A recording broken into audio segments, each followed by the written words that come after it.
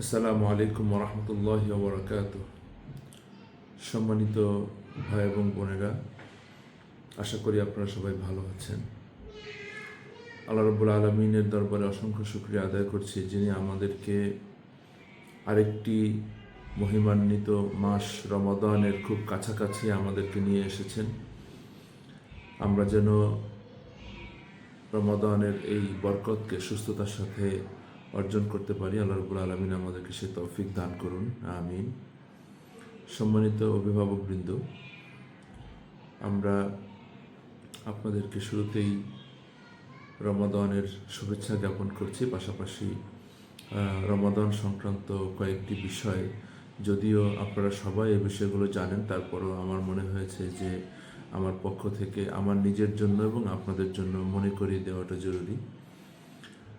সেটি হচ্ছে, রমাদান মাসকে আমরা আল্লাহ রাব্বুল আলামিন আমাদেরকে তৌফিক নসিব করেছেন, এই জন্য আল্লাহর দরবারে শুকরিয়া আদায় করা এবং এই রমাদান থেকে সর্বোচ্চ ফায়দা হাসিল করা, নিজের জীবনের জন্য, নিজের পরিবারের জন্য গুনাহ মাফ করানো এবং জান্নাতে যাওয়ার পথকে সহজ করার যেই ব্যবস্থা আল্লাহ রাব্বুল আলামিন এই রমাদানের মাধ্যমে আমাদের জন্য করেছেন, সেটাকে আমরা যেন সঠিকভাবে কাজে লাগাতে পারি, আপনাদের কাছে সেই বিনীত অনুরোধ করছি।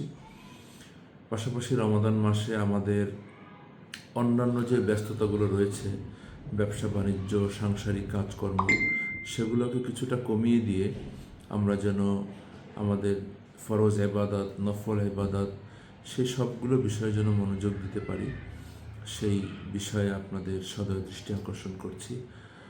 পাশাপাশি আরেকটি বিষয় আপনাদেরকে বলতে চাই, সেটি হচ্ছে, আমরা সবাই জানি যে নামাজ, রোজার মতো যাকাতও একটি গুরুত্বপূর্ণ ফরজ ইবাদত। আমরা অনেকেই বরকতের জন্য বেশি সওয়াবের আশায় রমাদান মাসে যাকাত আদায় করে থাকি। সুতরাং এই যাকাত যে আমরা আদায় করব, এটাকে কোনো ঐচ্ছিক বিষয় না ভেবে, এটাকে একটি ফরজ হিসাবে যথাযথ হিসাব নিকাশের মাধ্যমে, ক্যালকুলেশনের মাধ্যমে যেন আমরা সঠিক উপায়ে যাকাতটা আদায় করতে পারি, এই জন্য আপনাদেরকে সবাইকে সচেতন থাকার জন্য বিনীতভাবে অনুরোধ করব। যাকাতের মাধ্যমে আমাদের সম্পদ বৃদ্ধি হয়, আল্লাহ রাব্বুল আলামিন বারাকা দান করেন এবং সম্পদ পরিশুদ্ধ হয়।